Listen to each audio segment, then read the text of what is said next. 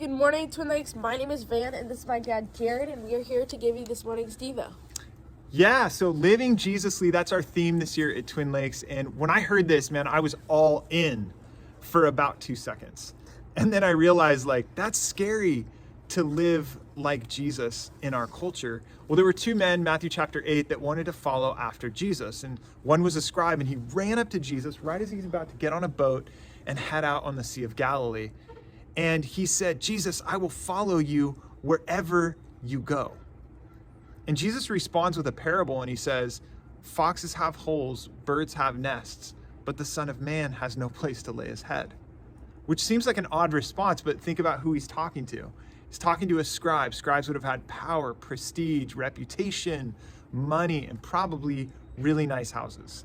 And Jesus is saying, yeah, come, but you do realize, I have none of that. So the scribe, he's looking forward at what he's gaining without looking back at what he's walking away from. Yeah. And then how the second man, when he saw Jesus, he goes, "Jesus, I want to follow you, but let me go home, bury my father, and I'll come back and follow you." And Jesus replied by going, "Let the dead bury the dead and come and follow me today."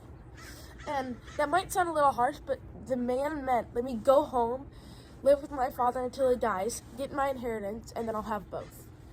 And really, the difference between the first and second man was the first man was looking forward at what he was gaining instead of looking back at what he was losing. And the second man, he was looking back at what he was losing instead of looking forward at what he was gaining. Yeah, so the question we've been asking, is there anything in our lives that are keeping us from fully living Jesusly? Time, money, relationship. Imagine showing up to a basketball game wearing steel-toed boots and a snowsuit. And the coach is like, "Hey, we want you on the team, but you do know that this is gonna really hold you back," right? Yeah. And how the second man, how he was trying to hold on to both, the best of both worlds, but also go to the basketball game and go, "Hey, I'm gonna go play my volleyball game and I'll come back and play my basketball game." And the coach goes, "Well, the basketball game is gonna be over by the time you come back." Yeah.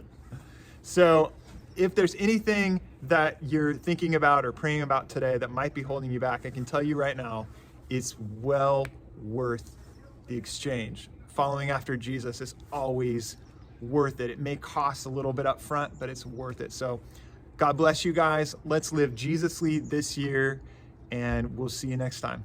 Bye.